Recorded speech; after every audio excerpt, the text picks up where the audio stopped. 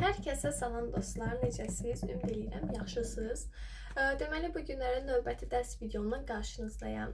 Bu günləri 11 sinif olsaydım nələri eləyərdim, nələri eləməzdim, onlar haqqında danışacağam. Ümid edirəm faydalı olar. Faydalı olsam kanalıma abunə olub like atmağı unutmayın. Keçək videoya. Başlayaq videoya. Deməli, imtahan müddətində telefondan necə istifadə eləməliyik? Deməli, mən necə istifadə edirdim, birinci ondan danışım, sonra sizə məsləhətlərimi verim. Mən normalda Instagram və TikTokum yox idi. Bunu yaydan yaya açırdım, yəni bir aylıq falan. Açmışdım, baxırdım, eləyirdim, amma ondan sonra silmişdim dərs müddətində. Həm müəllimlərim zaten tövsiyə edirdi ki, yəni açmayın, işlətməyin, faydası yoxdur. Həm də ki, özümdən bilirdim ki, yəni vaxtımı itirəcəyim şeydir. Ona görə ona baş qoşmurdum. Silmişdim. Amma YouTube'um var idi. YouTube'dan bəzi yalancı şeylər kimi deməyim. Heç nə işlətməmişəm. YouTube'a falan belə baxmamışam. Yox. YouTube'a baxmışam. Arada vaxtım olanda, hardakı görmüşəm, dərsimi qurtarmışam, hər şey eləmişəm, vaxtım var. Yuxum da gəlmirsə, onda filmə də baxdığım olubdu. Yalan danışmayım. Yəni, əgər ki, dərsinizi eləyibsinizsə, vaxtınız varsa, okey, YouTube'da neysə baxa bilərsiniz. Amma demirəm də 1, 2, 3 saata qədər oturun baxın. Ən azından bir ödül kimi qoya bilərsiniz ki, okey, mən bu günləri dərslərimi qurtarmışam, təkrarımı eləmişəm. Yox, deyək ki, hələ ki dərsini eləyirsiniz və sıxılıbsınızsa, telefona baxmaq istəyirsinizsə, onda oxuyun, gördüyünüz sıxılan vaxtınızdır. 5 dəqiqəlik, 10 dəqiqəlik, 15 dəqiqəlik, indi onu özünüzdən asılı olaraq dəyişə bilərsiniz. Telefona girin, istədiyiniz filmə və yaxud da ki, bir shortsa falan baxın. Düzdür, shorts çox diqqət yayındırır. Necə yəni? Baxdıqca belə mövzular tez-tez dəyişir. Adamın algılama qabiliyyəti, diqqəti çox yayınır. Ona görə dərslər də təsir edir. Ona görə çalışın shortsa baxmayın, amma mən baxmışam deyə heç baxa bilməzsiniz deyə bir şey deyə bilmərəm. Çünki mənim elədiyim şeyi sizə eləməyin deyə bir şey deyə bilmərəm. Çünki mən eləyə bilməmişəmsə, başqasına necə tövsiyə verim? Belə yəni, çalışın belə işlədim, mən də belə işlədirdim. Vaxtım olduqca, dərsimi qurtarmışamsa, düzdür, elə günlər olurdu, heç çatdıra bilmirdim, yəni telefona belə girməyə. Çünki 2-3 saat yatırdım, yəni necə telefona girim. Amma ki, varsa vaxtınız girə bilərsiniz. TikTok, Instagram mütləq silin, çünki o çox vaxtınızı aparır. Amma YouTube'dan azı faydalı bir şeylərdə baxa bilərsiniz, çünki mən YouTube'dan baya bir dərs izahlarına baxıb həmin dərsi möhkəmləndirmişəm. Günü necə planlanmalısan ki, hər şeyə çatdırasan. Bu belə idi ki, məndə ilin əvvəllərində səhər dururdum. Yəni, bildiyiniz səhər rahat dura bilirdim. Rahat dura bilirdim, yəni məcburiyyətdən, yəni dərsi çatdıra bilim deyə səhər saat 5-də, 4-də durduğum olubdu. Amma ki, zamanla o qədər dərs sistemi, o qədər hazırlıq filan, həqiqətən yorulmuşdum. Ona görə də səhər dura bilmirdim. Baya bir gec oyanırdım. Saat 10, 11, hətta 12-də də oyanmışdım blok vaxtlarında. Çünki yuxuma qalib gələ bilmirdim. Amma ki, çatdırdığım üçün çox da qorxmurdum. Çünki sırf blok fənləri 3 idi. Düzdür, 3 dənə olmasına baxmayaraq, yenə düşünməyin ki, 3 dənə olacaq, çox rahat olacaq. Yox. Onun da çətinlikləri olur ki, çatdırmaq olmur. Amma ki, bir tər həll eləyə biləcəyinizə inanıram. Başqa necə planlamalısınızsa, elə eləyin ki, hazırlıq vaxtlarından əvvəl həmin dərsi mütləq qurtarın. Gördünüzsə də mən lap əvvəlki siniflərdə, indi o barədə də məsləhət verəcəm. Amma ümumiyyətlə 9-cu sinifdə filan olanda hər fənə baxırdım ki, müəllimələr bunu verib. Baxırdım ki, buna 1 saatım gedər, buna yarım saatım gedər, bunu öyrənməyə 1 saat sərf eləyərəm. Ona məsələn deyirdim ki, 3 saatlıq bu fəndən vaxtım gedəcək məsələn. Ona görə də həmin dərsin 3 saat əvvəl, yəni səhər duracağım vaxtdan 3 saatı ona ayırırdım ki, 3 saat ana dilinə gedəcək məsələn, 2 saat riyaziyyata gedəcək. Saat 1-də hazırlığım varsa, mən saat deyək ki, 10 saat, 12-dən filan deyək ki, hazırlaşmağa başlamaq falan filan yemək. Ona görə də 12-dən 5 saat əvvəldə daha tez durmağa çalışırdım ki, çatdıra bilim. Belə yəni, çalışın ki, elə eləyin, əsas dərslərinizi çatdıra bilərsiniz. Uzağa axşam yaxud da ki, səhər biraz tez durub təkrar eləmək üçün vaxt ayıra bilərsiniz. Öyrəndiklərini unutmamaq üçün nə etməlisən? Bu, məndə problem idi. Buraxılış fənlərindən yox, amma blok fənlərindən biologiya falan çox tez unudurdum. Çünki bilirsiniz, əzbər çoxdur. Əzbər çox olan fənləri unudurdum, yəni bir çarəm yox idi onun üçün. Amma ki, mən bunu tövsiyə edirəm ki, mən çox çalışdım bunu eləməyə, amma çatdırmadım. Bəlkə çatdıranlarınız ola biləcək deyə bunu deyim. Normalda mən planlayırdım ki, hətta burada plakata da yazmışam ki, Aynaz, hər dərs keçəndən sonra ən az 2-3 mövzu o mövzunun üstündən keçirirsə, təzədən əvvəl keçiribi təkrarla. Mən bunu çox eləmək istədim, sadəcə alındıra bilmədim, çünki vaxt çatdıra bilmirdim. Amma yox, vaxt çatdıra bilirsinizsə, onda elə eləməyinizi tövsiyə edirəm. Amma ki, məndə blok fənləri necə güclü oldu, yəni deyirsən ki, yadından çıxır, amma necə oxumuşsan, elə eləmişdim ki, elə bir son imtahana 2 həftə falan qalmışdı. Sırf təkrarlayırdım. Nə test, nə bir şey. Çalışmışdım ki, qəbul modelləri 2 həftədən əvvəl qurtarım. Və mövzulara ayırmışdım ki, hə, birinci gün bu mövzuları qurtaracağam, ikinci gün bu mövzuları qurtaracağam. Elə təkrarlayırdım, sırf təkrar eləmişdim. Əsas biologiya nəzərdə tuturam. Digər fizika ilə kimyanı isə son bir həftədə, son 2-3 gündə təkrarlayıb bitirmişdim. Çünki onları bilirdim, tez təkrarlayıb bitirə biləcəm və yadımdan çıxmayacaq. Biologiya ilə idi, yadımdan çıxırdı. Yadımdan çıxdığı üçün də tez-tez təkrarlayırdım. Yəni son 2 həftədə full biologiya oxuyurdum, full təkrarlayırdım. Əsas dərsliklər oxuyun. Yəni onsuz da o barədə mövzunu çəkəcəm. Yuxu rejimini pozmaq sənə həqiqətən kömək eləyir. Bəzi günlər kömək eləyirdi. Nə baxımdan? Düzdür, sağlamçılıq baxımından həqiqətən çətinlikdir, ziyandır. Amma yəni deyə bilməyəcəm ki, hə, full oxumayın, full yatın, yəni ən az 8 saat yatın falan. Düzdür, müəllimlərimiz deyirdi ki, çalışın yatın ən az 6-7 saat, amma olmayan günlər olurdu. Elə günlər olurdu. 10 saata qədər yata bilmə şansım olurdu, bayram günlərində və s. Amma elə gün olur ki, bir günə 4-5 hazırlıq düşmüşdü. Elə bir gün olmuşdu, 5 hazırlığım var idi. Yəni o vaxtda da məcbur 2-3 saat yatmalıydım. Hələ o da çox böyük bir yuxu vaxtıdır mənim üçün. Amma yəni deyə bilmərəm ki, mən 696 yazmışamsa, bütün günü oyaq qalırdım, 2-3 saat yatırdım. Yox, yatdığım 6-7 saat yatdığım olurdu. Düzdür, yuxu rejimi pozulmuş olurdu, amma ki, yəni bir illikdir də dözək. Çox dərs oxumaq yoxsa düzgün dərs oxumaq? Çox dərs oxumaq tərəfdarı deyiləm. Niyə deyiləm? Çünki özüm də çox dərs oxuyan bir deyildim. Necə yəni elə biri deyildim? Oxuyan idim, o ayrı məsələ. Sadəcə biri var ki, mənasız yerə, oturum yarım saat ancaq bir mövzu üstündə başa düşməsəm də, fikrim başqa yerdə olsa da, sırf ancaq o mövzunu oxuyuram da, qıraqdan görən deyəcək ki, bu qız oxuyur. Amma ki, mən onu başa düşmürəm də, sadəcə oxuyuram. Fikrim də deyək ki, nə bilim, yeməkdədir, ya başqasındadır. Ona görə də beynimdə ona heç bir şey algılamır. Amma onun yerinə 10 dəqiqə oxu, amma sırf ona fokuslan ki, okey, mən həqiqətən burada nə demək istəyir, başa düşürəm. Belə eləsək, yəni az dərs oxumaq, amma öz dərs oxumaq lazımdır. Sınaq nəticən aşağı gələndə nə eləməlisən? Məndə deməli əvvəllər belə olurdu, yəni sınaq nəticəmin aşağı gəlməsi olurdu. Buraxılışdan düzdür 280 plus gəlibdi əksərən, yəni çox vaxt yox, elə həmişə. Bir dəfə hətta OTK imtahanı 300-300 yazmışdım bu il 11-ci sinifdə, amma ki, nəsə qismət. Amma blok fənlərindən həqiqətən də 350, 340, belə bir ballar gəlirdi, səhv yadımda qalmayıbsa və çox. Bir dəfə 370 olmuşdu maksimum OTK-ya gedəndə. Buraxılışdan sonra OTK-ya getmək mənə qismət olmadı. Ümumiyyətlə sınağa getmək qismət olmadı. Bir dəfə yağışa düşdük. Ona görə full yağış idi deyə heç gedə bilmədim. Amma ki, belə buraxılışdan əvvəl getmişdim. Maksimal yazdığım 370 olmuşdu. O birisidə 330-340 balları idi, 350 idi əksərən. 2 dəfə getəndə 350 yazmışdım. Deməli, pis olurdu mu? Olurdu. Nə yalan deyim, mənə çox təsir eləmişdi. Ümidimi belə tutmuşdum ki, hə Aynaz, sən də gedəndə elə 630-640 bal arası yaza biləcəksən və evdəkiləri də bunlara hazırlamağa çalışırdım ki, hə, yəni mən ola bilər ki, biraz aşağı yazım, blokum çünki çətindir, zəifəm, nə qədər eləsəm qaldıra bilmirəm.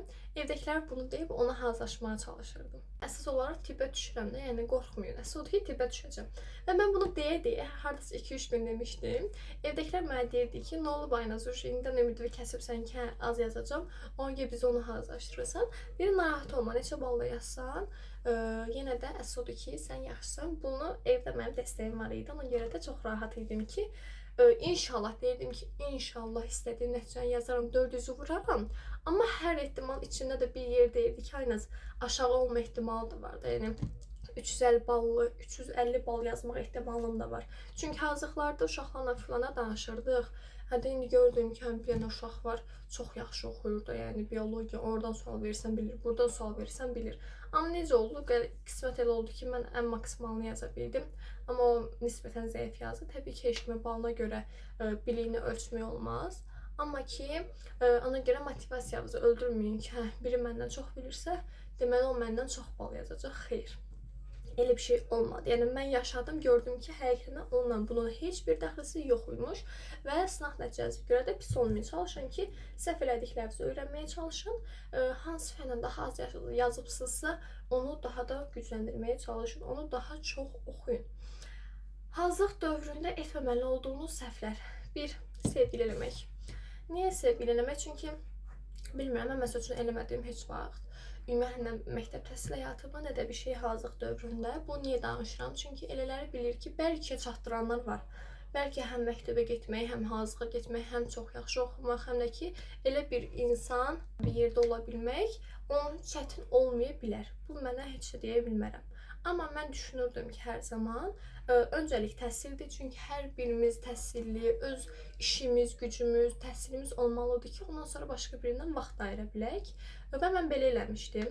Çalışın ki, sizdən nə bilim, nə hazırlıq yerinizdə, nə də məktəbdə belə bir şey eləməyin. Elirsinizsə də öz bilginizdir. Sadəcə nə düşünün ki, hazırlıqda hə biri var, deyək ki, bir oğlan ya da bir qız var. Hər gün o hazırlığa gedirsən və yaxud da deyək ki, ayrıldınız, ya hazırlığa getməməyə çalışasan ki, mənim yaxından biri var idi, belə eləmişdi. Düşünün ki, hazırlıq müəlliməsini dəyişmişdi ona görə ki, hə orada həmin oğlan var və mən artıq ondan bir yerdə deyiləm. Nə əlaqəsə sizin təhsilinizdə boş verin. Hazırlıq dövrünə bir də köçürmək. Deyə bilmərəm ki, hə, heç işinə köçürməyin. Belə bir şey də demirəm, köçürün də demirəm. Əgər ki, görürsünüz çatdırmırsınızsa yazmayın. Niyə? Çünki müəlliməmizi aldadasınız, okey. Uşaqları aldadasınız, okey. Amma ki, yəni özünüzü aldatmış olursaq ondan əvvəldə, yəni ən azı onu yazmamaq və yaxud da ki, müəllimə demək ki, mən bugün yaza bilməmişəm, amma yazmışam bir yerə ki, məsəl üçün, Aynaz, bu mövzunu yazmayıbsan. Ən azı bir həftə sonra, ən azı bir günündə belə 1 saat vaxtın olacaq o mövzunu təzədən yazmaq üçün. Ona görə gedib onu yaza biləcəksiniz. Amma belə köçürsə sənə üstündən keçəcəksiniz. Bəlkə də imtahana o mövzu düşdü, nağaracaqsınız. Motivasiya olmayana necə dərs oxumaq olar? Maalesef dərs motivasiyaya baxmır. Məndə çox elə günlər olurdu ki, dərs oxumağın marağım dəhşət artmışdı. Hə, okey, oxuyurdum ancaq. Amma elə vaxt olurdu ki, saat necə olursa olsun, dərs oxumaq olmurdu və dərslər yığılmışdı, adam heç nə oxumaq istəmirdi, çox qarışıq bir vəziyyət idi və bu mənə çox pis eləyirdi. Aha, elə günlər olurdu ki, həqiqətən motivasiyam olmayanda da dərsləri çatdırmaq üçün, yəni müəllimə həmin dərs təhvil vermək üçün məcburiyyətən oxuyurdum.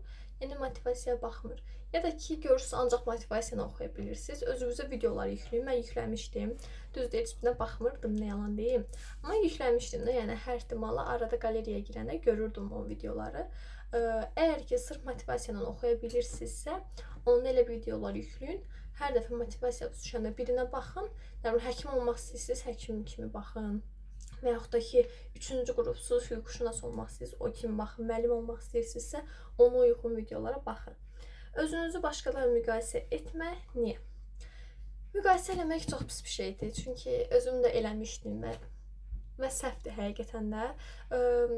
Deyir ki, hə, o indi o qədər yüksək bal yazır. Çünki deməli mən birin nəticəsini görmüşdüm. O da 4-cü qrup idi və mən çox pis olan vəziyyətlərdə idim. Nə vaxt pis olan vaxtı, yəni imtahana az qalıb aşağı yazacağımdan çox qorxurdum.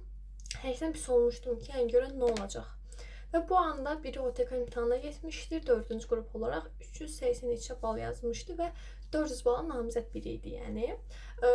Və çox şok oldum ki, görən indi mən OTK-ya qədər gedəndə maksimum 370 yazmışam, əksən də 350 yazmışam.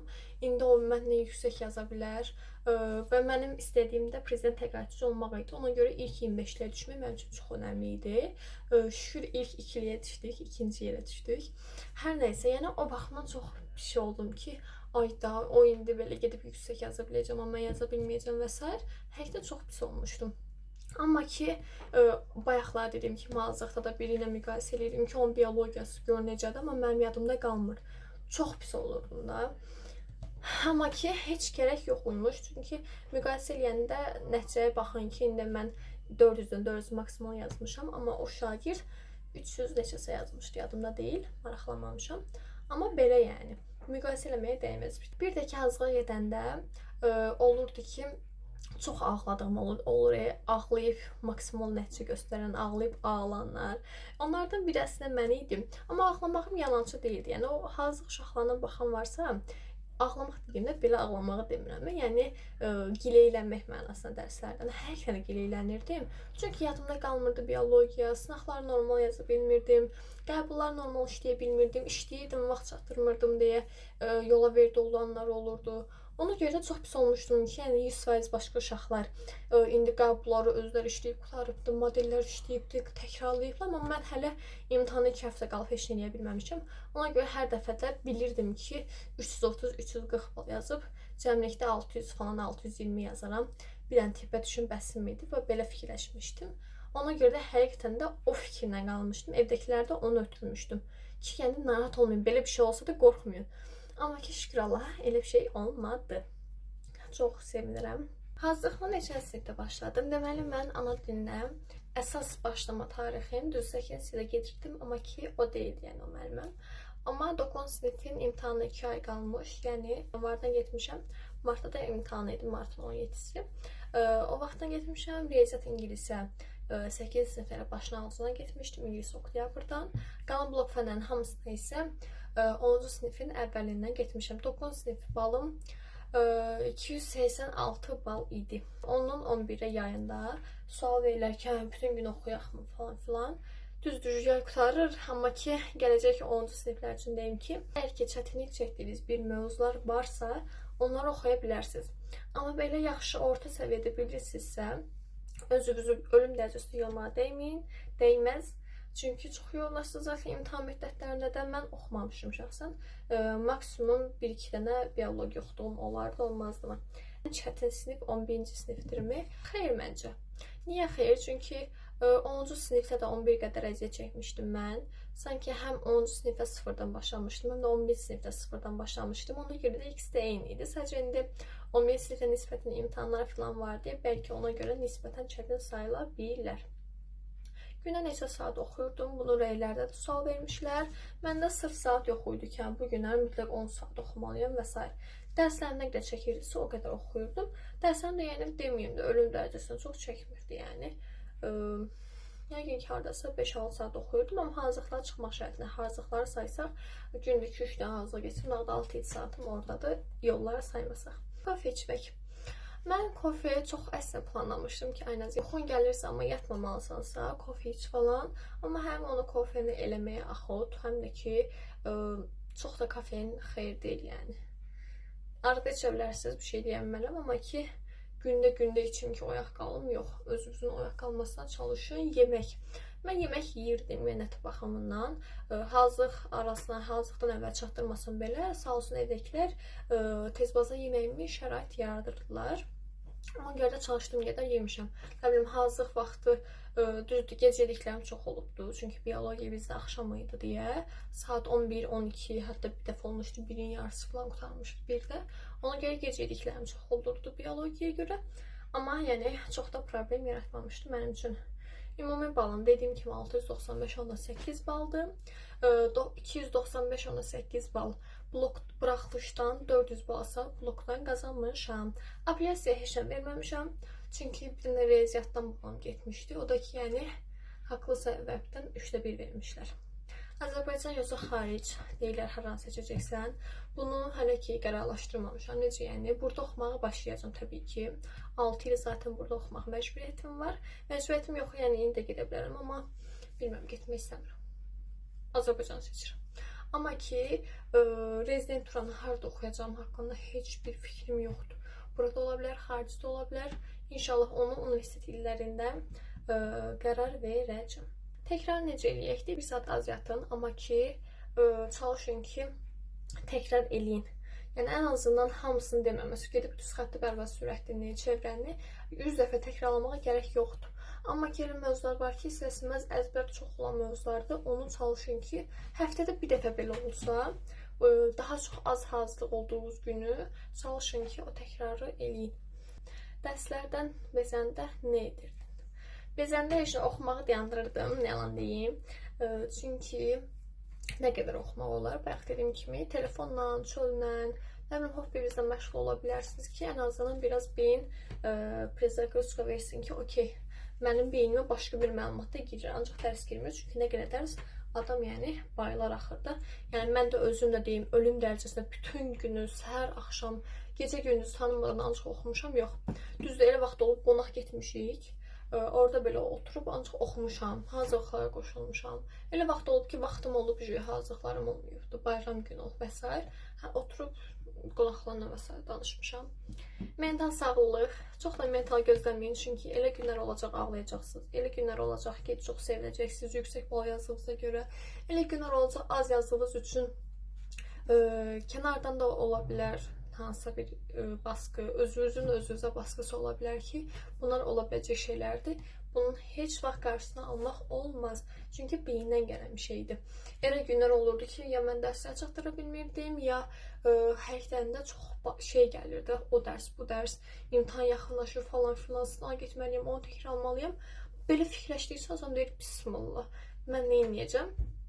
Ona görə də baya bir gecələri kövrəldiyim olubdu. Yəni normal bir şeydir. Motivasiyamızı da öldürməyin ki, yəni ay Allah, mən nə edəcəm, pis oldu, bu dəfə nəticəm belə oldu, müəllimən keçirdiyim imtahan belə keçdi. Amma yəni mən nə qədər desəm də 100% onlar yaşanacaq.